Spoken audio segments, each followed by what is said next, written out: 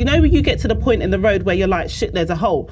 Am I going to turn? And I've been turning back and going the other way. It's like, no, I'm getting over this hole. I'm not going back anymore. I'm not going round. I'm going over this hole. So I'm building the ladders that I got to build, no matter how long it takes. But I'm going this way. This is my journey. This is my route. I've taken all the other routes before. You were a parent before me, so I was the friend that didn't have kids. Yeah. So what did that look like for you? Because like some of them school mum friends, like they could turn into enemies real quick. The Parent Playbook.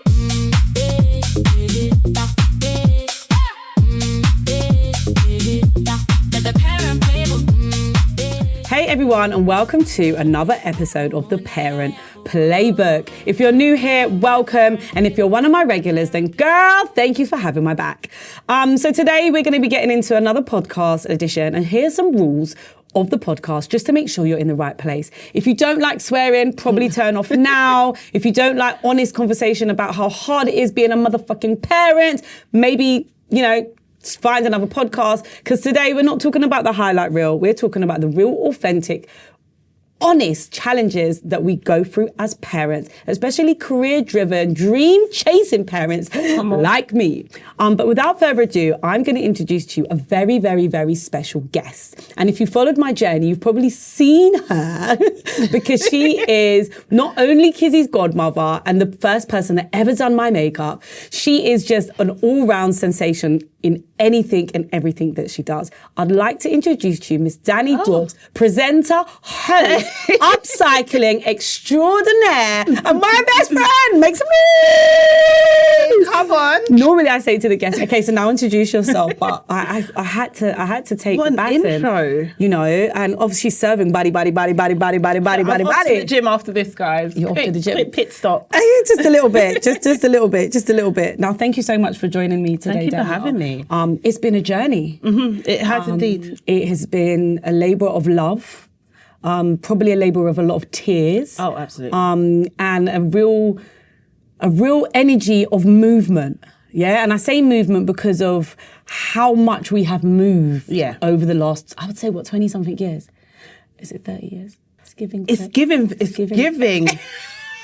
It's giving around 30 years. It's giving 30 years. So, okay, let's start. We're going to start things a bit different today. And I really want to talk to you about what friendship means to you as a parent. Okay. Having a friendship group when you are single and just doing up life is very different to when you become a parent. Yeah. And you were a parent before me, so I was the friend that didn't have kids. Yeah. So what did that look like for you? What, between you and I, or I just think like in general. So like just having a friendship group as a parent, it really is that place where you kind of, your community is built around your children. Yeah. So like obviously when you have your friends before children, they're just there, like they become the godparents and the aunties and the extended family, and it's all well and good. But then it's like, depending on how old your kids are, you actually make friends around your kids, and they can be friends for a lifetime after that. I'm thinking, do I have any? We're not going to get there. Yeah, because like some of them school mum friends, like they could turn into enemies real quick.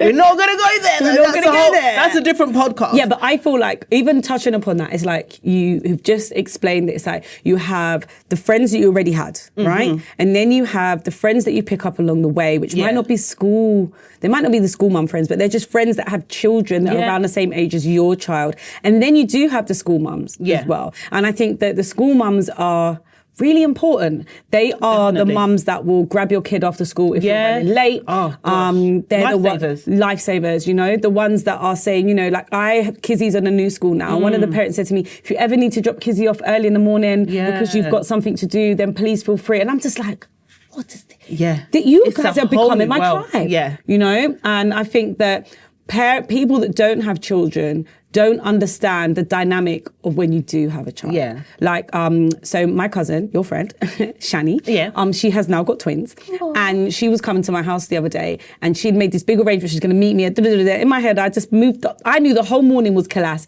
You've got twins. Yeah. There's no way. It's not the same, babe. Impossible for you to get here for the arranged time. Yeah. Because you have hurdles ahead of you that you don't even know about. And that is only something a mum can relate to. Yeah. If it's only you by yourself, you can get there. Yeah. And it's also that understanding of, when someone says, I actually can't make it, it's cool. It's absolutely fine. It's not going to happen. And I learned that even with my children's parties. I had so many parties where there's friends that lastminute.com haven't even told me they can't come. It's cool. It's cool. As long as the understanding is understanding on the side. Yeah. Like one of my family members, they hardly turn up to anything. Be like, I'm on my way. Never to be seen again until the next party. But it's cool. It's always cool because, babes, I understand life is life-ing. Life is life-ing. And I think mum lifing is different to the average person. Absolutely, yeah. There's so many things that you have to consider before even stepping out or, So, okay, so your kids are a bit older now, yeah? Sorry, I was watching one parent do school run today and you're in that. And I could stick my finger up at you right now, honestly, because this morning I struggled. This morning I had to take Kizzy to Breakfast Club. Life begins at like 5:30, 6 o'clock. 100%. I was at the house at 5 to 7 this morning, and I didn't get to hear until like just before 9. And it wasn't even just before 9. I think it was 9. Yeah. It is the school run is a milestone that will be happily forgotten at some stage. One of our other friends in our group, Charlene, she messaged me. I think I sent her a picture of me on the train with Kizzy, and she was like, "Oh, the PTSD of the school run." Oh yeah. I'm like, girl, keep that shit to yourself. The other day it was pissing down with rain, and I don't even feel no way that my kids got to go out in the rain. But I feel way for the mums that have got to go out in the rain to take their kids to school. And I'm like, I mean, obviously it helps that my studio's around the corner from my house as well. So I'm like, damn. Yeah, no. I remember when I had to do that. So talk to me about like some times where there might have been some, I don't know, like something uncomfortable in terms of your friends not understanding like the parent journey. Like, do you have any of those relationships where they just don't get it because, Do you know what? I actually feel like I can't think of anything off the top of my head. There probably is something. But I feel like I've got groups of friends that fit into different the parent categories. So there's the ones, my son is 19, as you know. So that was more for you lot. So, because you'd be like, oh my God, my son's 19. I'm like, how dare you, I'm a 19-year-old. But yeah, so my son is 19, going to be 20 this year. So I have my old school friends that have friends that age. And then Callie being 12, there's the friends that have friends around that age. Okay. And so I feel like I've been in a great position where they all understand. Mm-hmm. I think it more comes from a place of, when I had my small stint on dating, it was, kind of like, oh, let's meet up here. And I'm like, yeah, I got kids. Okay. Like, my child is still too young that I can't just leave her if my oldest one's not there. Like, Caden thinking that he could just go off to America, which I'm really happy about. Congratulations to Kay, by the way. Congratulations to Kay. My little basketball player is going to bring in that shmoney home. Okay, sorry. Can I just say something though? Okay, so basically, the reason why Danielle done the pause, right, and we're just going to be really frankly honest here, where we're filming at the moment, and I said this earlier on today, we are filming and there is a lovely gentleman that he walks around and he cleans the windows. And when we're recording, there's a sign outside the media room that says, recording in progress, please be quiet. And he cleans the window. He likes to just come in. He just likes to come in and clean. And this is what he's just done, is massive disruption. So I was like, is he going to come in? Is he going to come in? Nah. Anyway, but yeah, so Caden going to America, and I think like that weekend after he went, I was like, hang on, wait, I'm supposed to be out this weekend. Who's going to babysit my child? Did you know that? I'm not going to lie, I thought you was going to say like, wow, I can't believe this. My son is all in that, across the transatlantic. He's across the ocean and like he's away from me, and it's the feeling of, no, you're talking about your babysitter's gone. Yeah, my babysitter's gone. And I messaged him, I was like, wow, you living your best life because I'm not. I'm to Cali. That's hilarious. Okay, so you've done a lot of things in your lifetime, Danielle. Makeup artist. Yep. Designer. Like, it's more like what haven't I done? Tailor, yeah. I mean, it's giving what haven't you done? Yeah. But we're up to the stage now where you're about to launch a new service. Yeah. And talk to me a little bit about the why. So what is the why for this new leg, new arm, new plate to spin, new level of inspiration to hit everybody with? When did you realize that you wanted to share? Sorry, can I get my phone? I need my ChatGPT. I'm joking. No, honestly. So feels like it's nothing new. Mm-hmm. It's just, I'm really just going for it now, because at the end of the day, it's like, at this point, if not me, then who? Mm-hmm. It doesn't mean that no one else is doing it, but it's like, you're just like, I've got nothing nothing left. Like, I literally need to do the thing. I just need to do it. There's just I can't put the pauses on anymore because I feel like I've been trying to build this community thing for a long time and trying, but just not. It's like you when you get to the point in the road where you're like, shit, there's a hole. Am I going to turn? And I've been turning back and going the other way. It's like, no, I'm getting over this hole. I'm not going back anymore. I'm not going round. I'm going over this hole. So I'm building the ladders that I got to build no matter how long it takes. But I'm going this way. This is my journey. This is my route. I've taken all the other routes before. Okay, so all right, so the listeners, like, obviously we feel like everybody should just know us and our entire story and like, girl, know who we are. But the reality is somebody's listening to this and has no idea who Danny Dawks is. And right now they're thinking, okay, so son's doing something in America. She don't have a babysitter for her daughter no more, even though her daughter's in secondary. She don't need one no more anyway. She's at this crossroads of holding on and not holding on and launching and just throwing everything at it. What are we throwing everything at? Let everybody know about your butterfly effect. Okay. Yeah, like when did it start? Like how you were before to how you are now. So I feel like, and this is not me saying that everyone should do what I did, but I definitely feel like Bali being one of them. Bali was the beginning of the cocoon. And why did you go to Bali? I went to Bali. I actually went to Bali for a mindset group. My friends used to call it a cult, but it was like a mindset group. It was giving cult energy. But what it was supposed to be, I was supposed to go there with my partner at the time and just kind of, it was a mindset thing and reset. But finances meant that I couldn't go with the group. Okay. But I'd already bought my ticket. So I was like, I guess I'm going to go on my own then. Okay. And so on going on my own, it allowed me to be for 2 weeks with my own thoughts and trusting myself instead of leaning on the leader of the group that says, right, guys, I've booked this, I've booked that. Yep. This is where we're staying. When I went, and I was traveling over, I only had my first accommodation and one of my last accommodations. In between that, I didn't know where I was staying. I had to figure it all out on my own, and I did it. Mm-hmm. And coming back, I looked at stuff a little bit different, like, don't need that. What is this really doing? Where am I going? What's happening? A couple months later, I did end my relationship because that was one of the things that I was like, I don't understand. Okay. Did you feel like going to Bali, you came back and you started to identify what was serving you, but what was not serving you? Yeah, and what was not serving was so... Was it loud? It was loud. It was louder than what was serving me because it felt like it was a lot of stuff holding me back. And just then it was like, who am I? Who is she? I had to figure out who I was. And that point of figuring out who I was, and not even necessarily all the way who I was, because I still think every day it can change, but who I want to be. Yeah. And what's going on? That came about after the split, but also during lockdown, because lockdown was a great time for me to really find myself. And that's when the Master Upcycler was born. Mm-hmm. That's when the workshop facilitator was born. That's when the speaker was really born, because that was something I wanted to do before, but I never had those chances to get on stage and speak. And I remember just before the pandemic, we had 2 events. So we'd done the fashion show, the Bingy's Boutique fashion show, and then we had done an event. I can't even remember the name of the event, but it was at the Cake Tail Club, and it was about you was presenting you hosted the event, and then you also done a segment on how to love yourself in front of your camera. You were so nervous. and this is what I want to do. And then obviously the pandemic happened, and you started doing whatever you could do from your house. Yeah. It's like I said, I was shaking, I was shivering. I remember my voice was, it's like, speak even when your voice is shaking.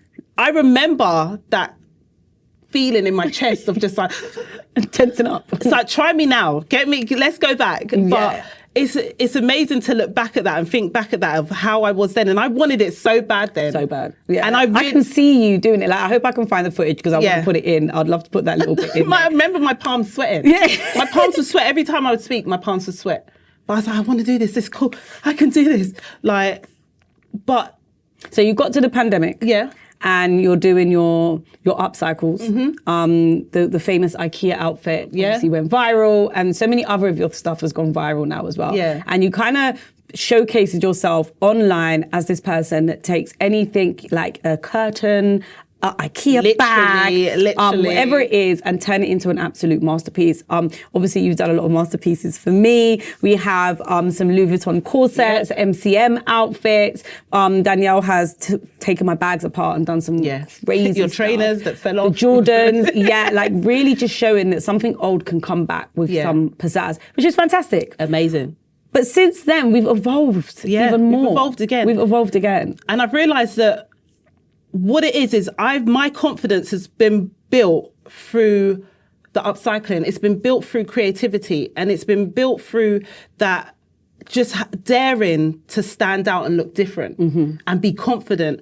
And so I feel like now I'm on this journey of building confidence through creativity and through uniqueness, because everyone is, a lot of the time you can go out and you can see a good few people in the same outfit because it's just what's out there. This is what they know. But it's like, how about you take that one thing you got? And not everything is about drawing on it or cutting it up and adding pieces. It could be restyling it, learning to restyle stuff, but just trusting in yourself. It really is that trust to say, I don't care what anyone thinks. And sometimes we don't care, but we do care. But we don't. So I don't care, but I care. I don't care, but what did they say? But it's delusional. Like, be delusional enough to actually, I don't care. Because when you stop caring enough, eventually you really genuinely stop caring. So you're doing, is it a course? I'm doing a course. So you're doing a course. I'm building a community. So you're building a community and you're building a course. So what, if somebody was listening and they're like, okay, that sounds really cool. I really want my confidence back. I have a little bit of creativity, but don't know how to tap into it. Like, what is the ideal person that comes and does the Danny course? Is there a name? Do we have a name yet? It's the Find Your Extra at the beginning. We're going back to the beginning because... And that's the most important bit. That's the important bit, because where was it lost? Where did you lose that? Where do you think you lost that confidence? And just when we were children, we look at our own children, we realise, they got to that stage of when there's like, I don't do it anymore. They started to be aware. Like, they start to get that awareness. How did that come? Where did that come from? So we're going back to the beginning. However, the beginning is different for everyone. And it's maybe that, I feel like maybe mums would really gravitate to this. Maybe you lost your confidence after having children. You realise, you get to the point you're like, I'm mum to everyone. I go to school, I'm mum. I'm at the doctor's surgery, I'm mum. I'm here, it's like, so-and-so's mum. All the kids, all these other people's kids. Oh, Callie's mum. She come to my house. I've got a name. And it's like, you're like, I'm Daniela. I got to that point as well with Caden, and then I kind of was thrown straight back in it with Callie. So would you say this particular course would be good for maybe like empty nesters, like people that have their children and now like flown the nest, like your son, he's in America now, and they're figuring out, oh my days, I am actually still here. I've done my mum, I've got so much more going for me. And there's so much more that that's been put on the back burner. Yeah, and you don't even have to be like, a lot of people think they're not creative. You don't even have to have a creative bone in your body. You just have to want to kind of express yourself. It is really a form of expression. Elephants can sell a painting for £2 million. Where? I'm going to find it. There's an elephant drawing. The elephant's just like splash paint on something, and people are buying this painting. You don't have to be creative. That is insane. It's crazy. But you just have to want more. Someone out there just wants more. And you don't know what that more is right now, but in the community, we're going to help you figure out more, because everyone wants the same thing, to be more. Yeah. Everyone wants to be seen. Everyone wants to be valued. And I don't know what that looks like for each individual person, but listen, hit me up, contact me, and let's find out. But what it is, Dan, I think as well, and I feel like someone that is, I am your friend, so I'm always going to be like singing your praises. But I am a person that will give you your home truths as well. Yeah. If I think something's shit, I'm not going to sugarcoat it.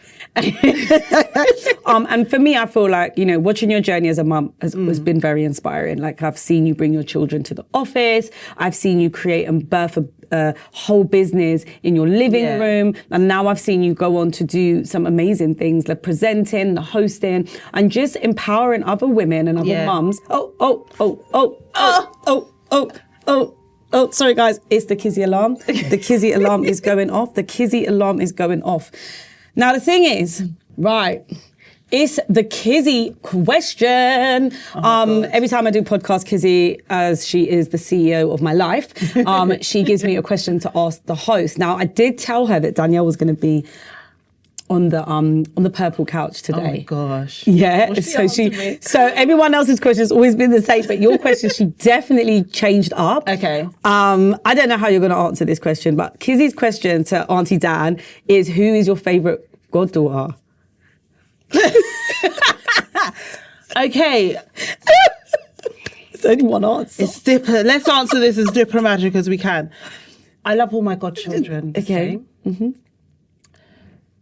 Everyone has their own special, unique points and qualities and everything.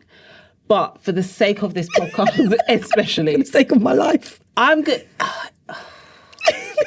6, 7. It's going to have to be Kizzy. You know what? Let me tell you about this, my amazing goddaughter. There's only one of this child. She's an absolute amazing individual. And Naya, it really shows the type of person you are. Oh, but honestly, for the type of person Kizzy is, because to explain Kizzy to someone that doesn't know her, they'd be like, okay, yeah, so someone's trying to sing a child's praises. I'm not a singer child's praises. Neither like, am I. them kids. But this girl, she is just. I don't even know if my words can explain how magnificent she is. You kind of have to like meet her, and also I feel like you have to roll with her to understand. She's a massive heart, a massive spirit, and she is such a credit to you. And she is going to go so far in life. Oh, I appreciate it. Do you know what? I feel like before having Kizzy, like the idea of having a child, I was always very career driven for them, like want them to do amazing things, want them to be huge or whatever it is, you know. And I feel like now watching her like do so well at fucking everything. No, actually, let me tell you something. So they have got a chess tournament thing going on at school, and she entered herself to do the chess thing. Anyway, I got the message from school saying, yeah, she didn't make it. She didn't make the cut. Have you told her? I was dreading it. I found out before the half term started, and it's been like a whole week, and I thought, she's going back to school. I'm gonna have to tell her. No. And honestly, like, apart from swimming, anything that Kizzy tries to do, she's just amazing at. So to be able to have to explain to her, like, babes, you probably was a bit of shit. Oh, God. It was so hard. But I said to her, oh yeah, by the way, and I've really done it. I tried to, I was like, by the way, so that you know, oh yeah, that chess thing, yeah, you didn't make the cut, man. She's like, I didn't make the cut. What do you mean? I said, oh, you didn't make it. You didn't make the team. She's like, but why? I was like, well, there was other people that were better than you that made the team. And she's like, but I've been practicing on my Duolingo. I said, listen. I said, clearly you're doing chess at school, and the school chess is probably not the best chess. Okay, I was like, it's the same when you was doing tennis. She was doing tennis. Then she done proper tennis, and she's like, oh, she can play tennis. I said, so if you really want to learn chess, we can figure out you to go to another chess club, Bob, okay? But I could see it in her face. She was devastated. She was absolutely devastated. But I'm glad. And the reason why I'm glad is because I feel like children need to understand that you're not going to be able to do everything. And there's not enough time to do everything either. And it's okay to, you know, like excel in some areas and not excel in other areas. And also feel that feeling of disappointment and understanding that, oh man, I wasn't really good enough for that. Like, and then it's your choice now. If you really want to dig deep and get better, we can make it happen. But maybe this isn't the thing. You know, I love that. But it was tough. I'm not gonna lie, it was tough because when she went, I was like, "How did it go?" She's like, "Yeah, it went good. I lost one, but I drew in the second one." And I thought, "It's not looking good, bruv." And I don't play tennis, so I couldn't even help her. I'm just like, not tennis, chess. I couldn't even help her. But yeah, thank you for the accreditations. Let's see how it goes, man. I just hope that the kids, all of our kids, are able to grow to adults and enjoy life and not be as stressed out and focused on having to make cash to sustain living. And I think that a lot of our childhood and youth is always geared towards what are you going to do, what are you going to do, what are you going to do, what are you going to do? And we spent so much time focusing in an area that we probably didn't even, I mean, I've done sociology at A-levels. Why? Like, what was I done child development when I left in sixth form. Child development. Yeah, I don't want our kids to waste time. Yeah. I'd rather you just say I don't want to do anything than spend your time. Like, go and smell the flowers. Yeah. Do you want to pick flowers for a living? Like, I'd rather than honestly. do, that. Whereas before I wasn't like that. I was very much focused on the deliverables and are they going to be like amazing? And, and now I'm just like, and maybe that is because I do have a daughter that excels in everything. So there's no pressure. Yeah. I don't really feel the pressure for her. Like one of the kids, it was her birthday. And when this little boy wrote her a card and it says, to Kizzy with the biggest brain, the smartest girl in my class. I'm like, what? And they all know it as well. They all know it. I'm just like, no, this is insane. Like, you are so blessed to have the brain that you have, Like, I don't think the kid's a genius. I struggled academically at school. So she definitely doesn't get the academic retaining information from me. She definitely gets it like from her dad. Yeah. He just knows stuff for no fucking reason. No reason. Oh yeah, did you know Bob Marley lived there for 17 years? They're great, fantastic. Literally. No, you're right. He can retain information. Yeah. Well, Dan, let's talk about what is next for Dan, what we're doing, and also we always talk about the mum's journey a lot, like we do. And it's we talk about the invisible load and we talk about how many things a mum has to think about. Yeah. But how are you managing now that, you do have a son that is across the country? I mean, not across the country. I mean, across the world. Yeah. And you have a daughter in secondary. Like, what is this looking like for you now? I mean, so when you talk about the invisible load, I feel like it can sometimes really be geared towards people with the younger people. Like we talk about the school run, but honestly, that load that never unloads itself. Never. It never unloads. I think even once Callie gets to 18, we're still going to be dealing with a load. Oh yeah. I don't feel I don't feel like okay. The invisible load is something that we definitely gear towards parents. Yeah, but it is a thing. Yeah.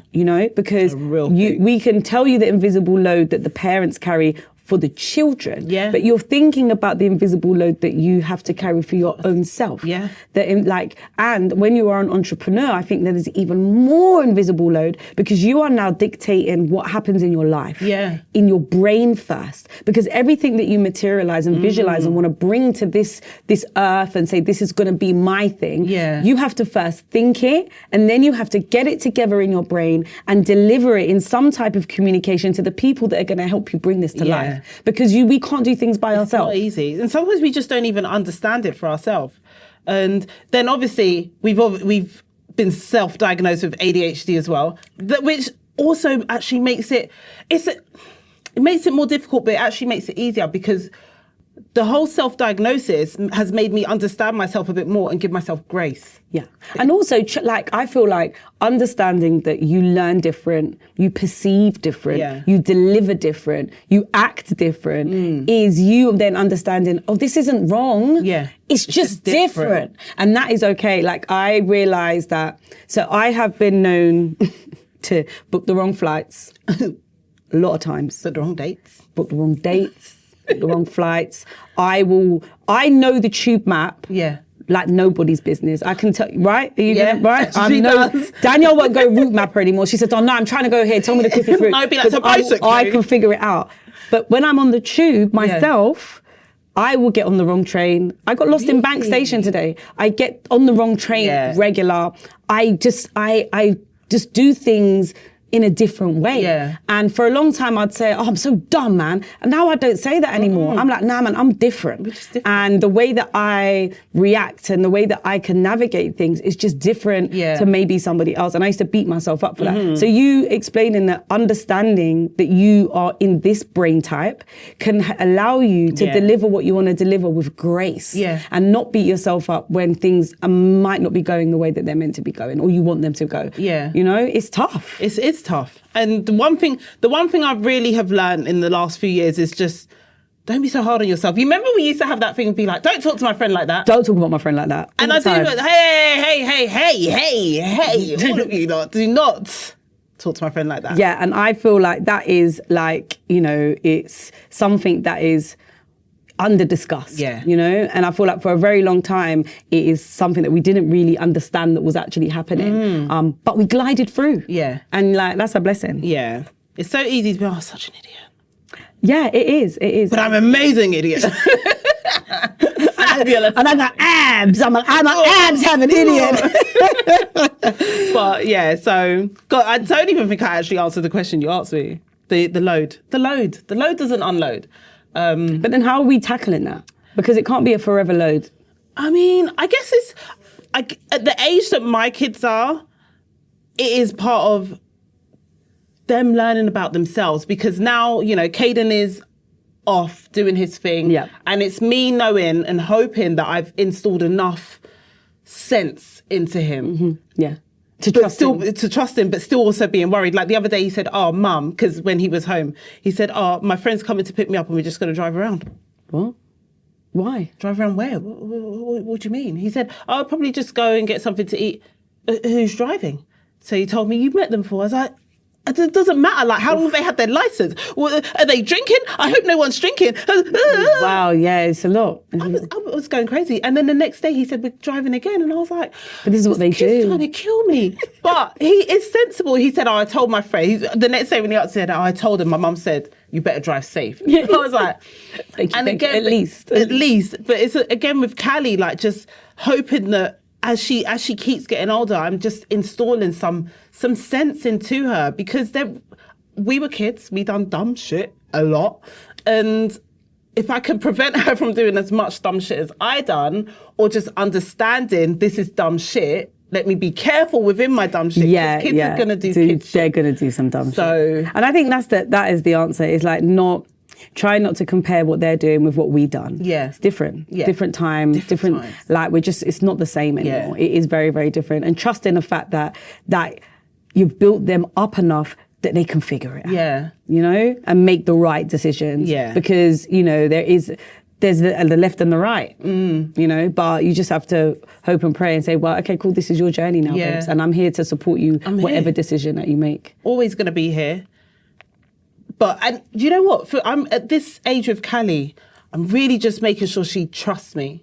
Yeah. I just really want them to try. I know Caden does. Like, we have conversations and stuff, and I'm like, oh, I'm so glad you have any conversations. I didn't have certain conversations with my mum, and I'm like, Callie, tell me everything. Ask me. Remember, you can ask me. So it's just letting her know, I'm here. I'm not your enemy. So I've had to have that conversation with her, because when she wants to, like, the neck is rolling a bit, I'm like, babes, hang on a second. I'm not your enemy. Yeah. Like, I'm your friend, and I want to be, like, your good friend, but I also want to, like, tell you about yourself. Yeah. But don't treat me like I'm your enemy. So, yeah. Yeah, so you're at that age now. So this is teenage life, right? I don't even know what I'm doing. Dan, I don't think... I love the way that you said that, because I think we've come to an exceptional segment of the podcast, and that is that nobody knows what they're doing. We're all winging it, and we're all hoping for an amazing outcome. And all we can do is learn from each other, learn from our previous mistakes, and not place judgment on our kids for just being themselves, and understanding that it's not perfect. Life is not perfect. The environment's not perfect. And perfect is never it. There is a high and there is a low, and it's feeling good and it's feeling bad. I was talking to Kizzy. She wanted to come home from her nan's, and I was at a wedding, and she really got really upset. And she took a picture of herself crying and sent it to me on an iPad. And I had to draw the line. I said, listen, if you are not emotionally able enough to have an iPad without crying and taking a photo of yourself and sending it to me, you're going to have to lose the iPad. She snapped out of that, oh no, don't take my iPad. So it's like, and then I spoke to her when she got home, and I said, what you have to understand is you look distressed. Yeah. And that gets mummy very worried. And if you are distressed, I'm coming to get you, and I'm coming to save you.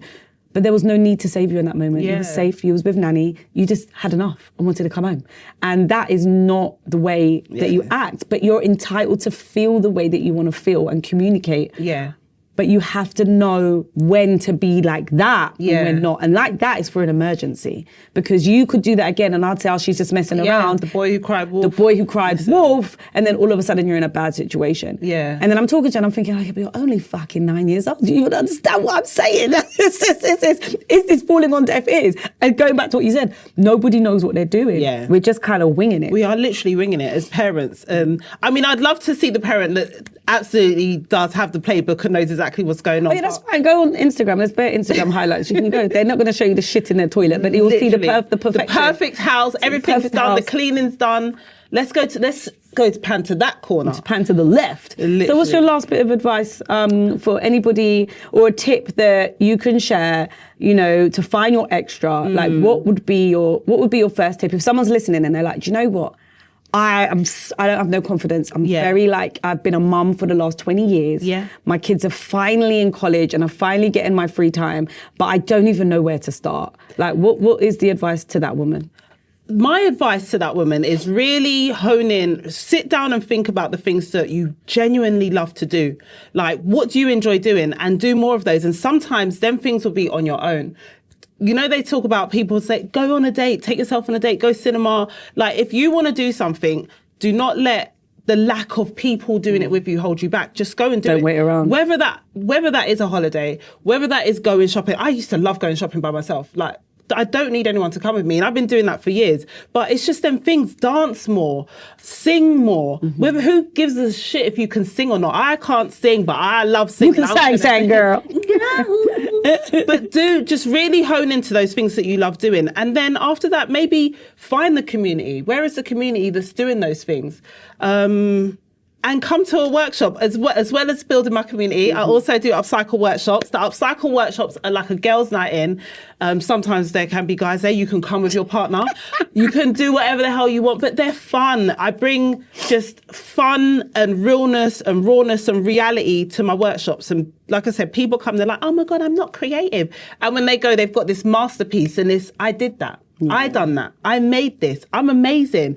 So pour into yourself. Do all the things that you can do to pour into yourself and start building your confidence. Yeah, and I think to add to that, I would say that if you're feeling like you don't know how to start to even pour into yourself, then just find the community. Because that is where you're going to see other people doing it and learn and get tips and really find your own power to be able to get to the next destination that you really want to get to. Yeah. Let's not waste time. But Danielle, you've been amazing. Absolutely amazing. Thank you so much for coming. So that is the end of the Parent Playbook. I cannot believe that another episode done and dusted. And today I really feel enlightened to understand what it's probably going to look like when your kids get older and start flying the nest. If you want to find Danielle, I'll put all of her details in the description. If you want to find your extra, you have been listening to the right podcast. Definitely. Until next time. Bye. The Parent Playbook.